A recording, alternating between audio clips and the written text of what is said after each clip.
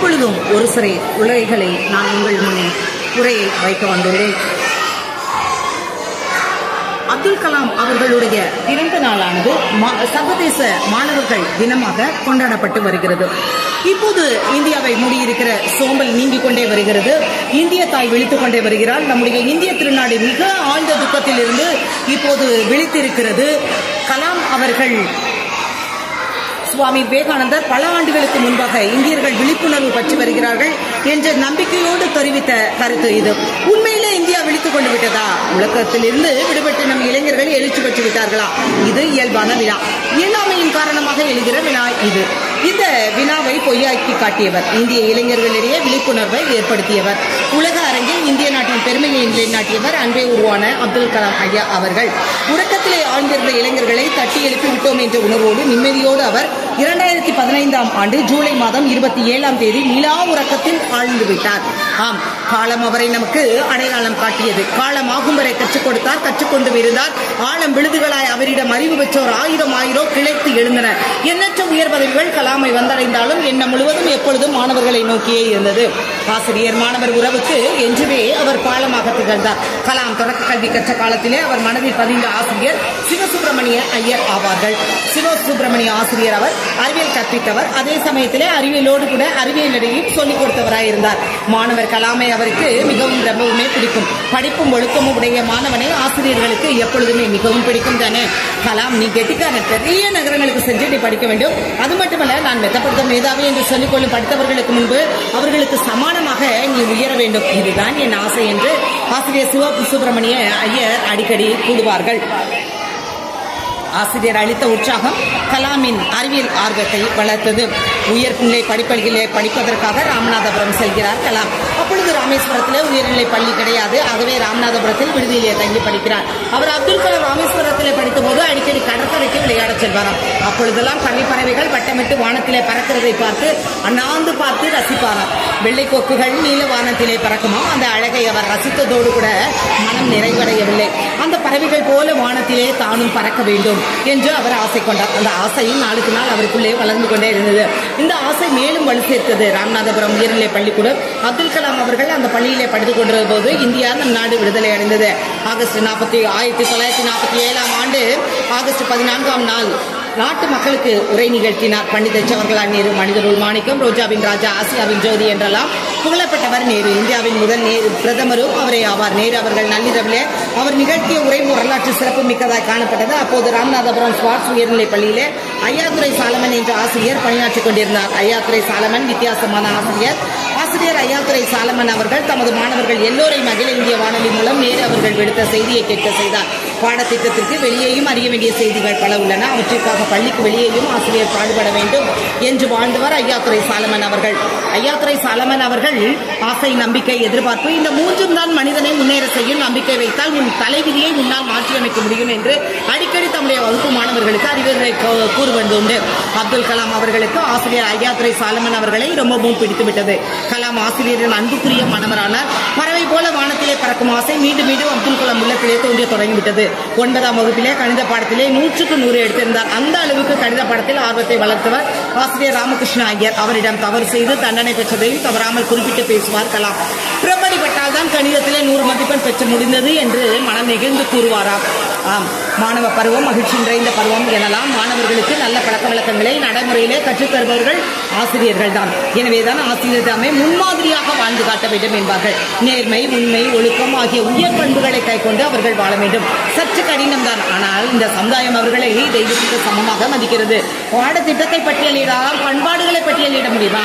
புத்தகங்களிலே பொதிந்திருக்கிற கருத்துக்களை விலக்கி சொல்கிறது மட்டும்தான் ஆசிரியர் வேலை என்றால் அது எந்திரத்தனமான தொழிலாகிவிடும். பிரியமானவர்களே, தொழில் அல்ல, தொண்டு. பண்பாடுகளை விரைவிடமாய் கொண்டு வாழ்ந்த நல்லவர்கள் தான் பண்பாடுகளை நாம் கற்றுக் கொடுக்க முடியும். வல்லரசுள்ள இந்தியாவை உருவாக்க முடியும். கலாம் அவர்களுக்கு கல்லூரி காலத்திலே கிடைத்த ஆசிரியர்கள், மாணவர்கள் நலம் பேணும் நல்முத்துக்களாய் அமைந்தார்கள். திருச்சியிலே தன்னுடைய கல்லூரி படிப்பை முடித்தார். திருச்சபுரம், திருச்சிராப்பள்ளி என்று அழைக்கக்கூடிய ஊர் திருச்சி. தமிழ் தாத்தா ஊவே சாமிநாத ஐயரின் குரு மகாவித்வான் மீனாட்சி சுந்தரம் பிள்ளை பிறந்த ஊர் திருச்சி. திருச்சி என்றவுடன் மலைக்கோட்டையும் தப்பக்குளமும் நம் கண்முன் தோன்றும். திருச்சி மாநகரிலே சென்ட் ஜோசப் கல்லூரியிலே கலாம் அவர்கள் புதுங்க வகுப்பிலே தேர்ச்சி பெறுகிறார். அங்கேயே இயற்பியல் பட்டப்படிப்பும் படிக்கிறார். கல்லூரி விடுதியிலேயே தங்கி படித்த அவர் கல்லூரி பேராசிரியரிடமிருந்து நல்ல நற்பண்புகளை கற்று பெறுகிறார். ஃபாதர் செக்கூரியா அவர் உள்ளத்திலே இடம்பெற்றுள்ள முக்கியமானவர்களுள் ஒருவராய் திகழ்கிறார். ஃபாதர் செக்கூரியா இளமையானவராய் காணப்படுகிறார், எளிமையானவராய் இருக்கிறார், அன்புமயமானவராய் இருக்கிறார். எப்பொழுதுமே அவருடைய கைகளிலே பைபிள் இடம்பெற்று இருக்குமா. மாணவர்களுக்கு பாட அறிவு தவிர பிற துறைகளில் இருக்கக்கூடிய அறிவையும் போதிக்கிறவராம். தீபாவளி அன்று விடுதியிலே தங்கி படிக்கிற மாணவர்களுக்கு எண்ணெயும் சீகக்காயும் அவரே சென்று தருவாராம். உதவியாளர் ஒருவரும் அவரோடு கூட வருவாராம்.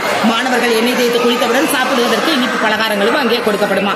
செக்கூரியா கிறிஸ்தவ துறவியாய் இருந்தார், கலாம் முஸ்லீம் அவர்களாய் இருந்தார். தீபாவளி இந்து பண்டிகையாக காணப்படுது. ஆனால் அந்த நாளிலே எந்த வேற்றுமையும் பாராது எல்லா விழாக்களையும் எல்லா மாணவர்களும் கொண்டாடினார்கள். எனக்கு சிறந்த வழிகாட்டி ஃபாதர் செக்கூரியா தான் என்பாராம் கலாம் ஐயா அவர்கள்.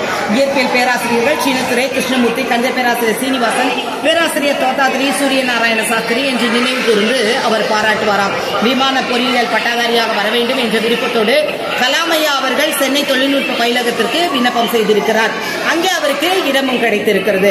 பேராசிரியர் ஸ்பான்சஸ், பேராசிரியர் பண்டலை, பேராசிரியர் நரசிங்கராவ் ஆகியோர் சென்னை தொழில்நுட்ப பயிலகத்திலே கலாமின் உள்ளம் கடந்த ஆசிரியர்களாய் காணப்பட்டிருக்கிறார்கள். என்னுடைய படிப்பு என்பது MIT-யிலே டிப்ளமோ வாங்கியதோடு முடிந்துவிட்டது என்று அவரை குறிப்பிட்டிருக்கிறார். ஆனால் கலாம் அவர்கள் அதற்கு பிறகு தனது வாழ்க்கை பயணத்திலே பல பதவிகளையும் உயர்வுகளையும் பெற்று உலகம் போற்றும் வண்ணமாய் அவர் வாழ்ந்து வந்திருக்கிறார். நாம் அறிந்த வரலாறாய் அது காணப்படுகிறது. திறக்கப்பட்ட புத்தகமாய் இன்று வரை அது வரலாறாய் பதிக்கப்பட்டிருக்கிறது. கலாம் அவர்கள் அதற்கு பிறகு தன்னுடைய வாழ்க்கை பதவியிலே எல்லா பதவிகளை உயர்வுகளை பெற்றாலும் அந்த எண்ணத்தில் வாழ்ந்ததினால்தான் வரலாறு படைக்க முடிந்தது. இந்திய திருநாட்டின் பெருமை மீது பதவி குடியரசுத் தலைவர் பதவி. குடியரசுத் தலைவராய் அவர் புகழுடனும் பெயருடனும் விளங்கிய போதும் ஆசிரியர்களை தனக்கு கற்பித்த ஆசிரியர்களை வாய்ப்பு கிடைக்கும் போதெல்லாம் சென்று பார்த்திருக்கிறார். வணங்கி அவர் மகிழ்ந்திருக்கிறார். அது மட்டுமல்ல, தாம் செல்லுகிற இடங்களிலெல்லாம் அவர்களின் பெருமையை அவர் எடுத்து கூறியிருக்கிறார். கலாம் ஒரு நல்ல மாணவராய் இருந்திருக்கிறார். ஆசிரியரின் மனங்களில் நிறைந்தவராய் இருக்கிறார். இன்றைய மாணவர்கள் ஆசிரியர் அறிய வேண்டிய அரிய செய்திகள் நினைவில் கொள்ள ஒரு சில நிகழ்வுகளாய் காணப்படுகிறது.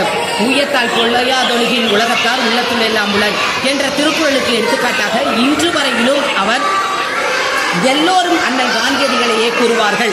அதுபோல பணியுமாம் என்றும் பெருமை சிறுமை அணியுமாம் தன்னை வியந்து என்ற திருக்குறளுக்கு எடுத்துக்காட்டாக ஒரு நல்ல மனிதரை அடையாளம் காட்ட வேண்டும் என்றால் அப்துல் கலாம் ஐயா அவர்கள்தான். ஆம், அவர் எளிமையாய் வந்து நிற்கிறார். நம்முடைய எல்லா கண்களுக்கு முன்பாக வந்து நிற்கிறார். ஆம், எளிமையின் இலக்கணமாய் வாழ்ந்தவர் சித்தர் என்று கூறுவார்கள். அந்த வகையிலே கலாம் அவர்கள் கூட ஒரு சித்தர் தான். தேச நலத்துக்காய் வாழ்ந்து மறைந்த சித்தர் அவர். ஆம், திண்டுக்கல் புனித மரியன்னை பள்ளியிலே ஒரு விழா நடக்கிறது. அந்த விழாவுக்கு கலாம் ஐயா வருவதாக நான் காணவில்லை என அறிந்தேன். கலாம் அவர்களை எப்படியாவது நேரில் சென்று பார்க்க வேண்டும் என்ற ஆசை என் உள்ளத்திலே எழுந்தது என்று கூறுகிறார்.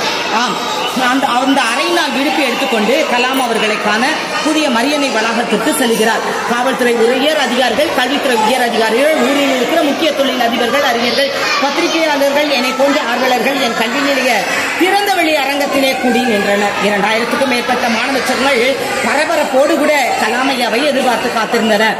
கலாம் அவர்கள் இந்திய அரசின் முதன்மை அறிவியல் ஆலோசகராக பணியாற்றிய காலம். கூட்டத்தில் ஒருவராக இருந்து அவர் இவங்க பாட்டுக்கு என்ன நிகழ்ச்சிக்கு ஏற்பாடு பண்ணிட்டு இருக்காங்க, பாதுகாப்பு பிரச்சனை எவ்வளவு கடுமையானதுன்னு இங்க உள்ளவங்களுக்கு யாருமே தெரியல சார். காவல்துறை அதிகாரி ஒருவர் பக்கத்தில் நின்றிருந்த முக்கியஸ்தர் ஒருவரிடம் கூறிக்கொண்டிருந்தார்.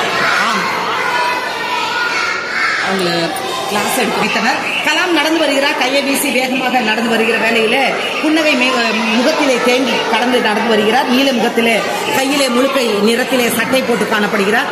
சாம்பல் நிறத்தில் பேண்ட் அழகாக இன் பண்ணி இருக்கிறார். நான் அருகில் மிக நின்று தரிசித்தேன். மாணவர்களின் மகிழ்ச்சி ஆரவாரம் விண்ணை முட்டியதாய் காணப்பட்டது. கலாம் அவர்கள் மேடையை நோக்கி நடக்கிறார். மேடையில் 5 பேர்கள் எழுந்து நின்று வணங்குகிறார்கள். அதிலே ஒருவர் அண்ணா துணைவேந்தர் இந்நாள் வினாசிமுத்து அவர்கள் ஐயா அவர்கள் ஆவார்கள். தற்செயலாய் முன்வரிசை பிரமுகர்களை பார்க்கிறார். அடுத்த வினாடி பாதுகாப்பு வளையத்தையும் மீறி முன்வரிசையில் கடைசியில் அமர்ந்திருந்த பெரியவரை நோக்கி செல்கிறார். அவரை வணங்குகிறார். அவரை கையை பிடித்துக் கொண்டு தம்மோடு மேடைக்கு அழைத்து சென்று அமர செல்கிறார். அவர்தான் ஃபாதர் சின்னத்துரை ஐயா அவர்கள். கலாம் அவர்களுக்கு திருச்சி செயின்ட் ஜோசப் கல்லூரியிலே இயற்பியல் பாடம் நடத்திய பேராசிரியர். பணி ஓய்வுக்கு பின்னர் அவர் திண்டுக்கல் பெஸ்கி காலேஜ் வளாகத்திலே வாழ்ந்து வருகிறார். கலாம் அவர்கள் மேடையில் ஃபாதர் சின்னத்துரை அவர்களின் பெருமையை எடுத்து சொல்லுகிறார். வந்திருந்தவர் அனைவரும் கண்கள் பணிக்கலாமின் உரையை கேட்டு நிகழ்ந்து நின்றனர். உங்களுடைய அக்னி சிறகுகள் புத்தகத்தை நான் படித்திருக்கிறேன். கனவு காண வேண்டும் என்று நீங்கள் எப்போதுமே சொல்லி வருகிறீர்கள். எதற்காக கனவு காண வேண்டும் என்று ஒரு மாணவன் கேட்டான். கனவு காண்போம், கனவு காண்போம், கனவு காண்போம். கனவுகள் எண்ணங்களாய் மாறுகின்றன, எண்ணங்கள் செயல்களாய் வடிவம் பெறுகிறது என்று கலாம் அந்த மாணவனுக்கு பதில் தந்தார். அங்கு கூடியிருந்த எல்லா மாணவர்களையும் இந்த பதிலை திருப்பி சொல்ல சொன்னார். அதே போலதான் மதுரை காமராசர் பல்கலைக்கழக பட்டமளிப்பு விழாவிலே கலந்து கொள்ள கலாம் வந்திருந்தார். அப்போது அவர் ராமநாதபுரம் ஸ்குவாட்ஸ் உயர்நிலைப் பள்ளியிலே தனக்கு பாடம் கற்றுக் கொடுத்தார். ஐயாத்துறை சாலமன் மதுரையிலே எங்கோ ஒரு பகுதியிலே வசதி வருவதாய் கேள்விப்பட்டார். அவ்வளவுதான், அடுத்த நிமிடமே காரிலே புறப்பட்டார் கலாம். தன் ஆசானை தேடி கண்டுபிடித்தார். பட்டமளிப்பு விழா நிகழ்ச்சியிலே முன்வரிசையிலே அமர செய்தார். ஆசிரியர் மாணவர் முன்வரிசையிலே அமர செய்ததை பார்த்து இந்திய அரசின் முதன்மை ஆலோசகராக பணியாற்றிய அப்துல் கலாம் ஐயா அவர்கள் தன்னுடைய 70வது வயதிலே ஓய்வு பெற்ற விரும்பினார். அப்போதைய பிரதமர் அவரை விடுவிக்க விரும்பவில்லை. இதற்கிடையே கலாம் அவர்கள் பல மாநிலங்களுக்கு சென்று பள்ளிக்கூடம் மற்றும் கல்லூரி மாணவர்களை சந்திக்க தொடங்குகிறார். அவர்களிடையே நாட்டுப்பற்றை பற்றி உரையாற்ற தொடங்குகிறார். பாடங்கள் நடத்துகிறார். மாணவர்களோடு நட்புறவு பகிர்ந்து தன்னுடைய நாட்களை நேரங்களை அவர் கழித்து வருகிறார். இளைஞர்கள் தாம் இந்தியாவின் மிக வளம் என்பதில் உறுதியாய் இருந்தார். இந்தியர்கள் தான், இந்திய இளைஞர்கள் தான் அவர் மிகப்பெரிய வளங்களாய் காணப்படுகிறார்கள். மனித வளம் நம் நாட்டில்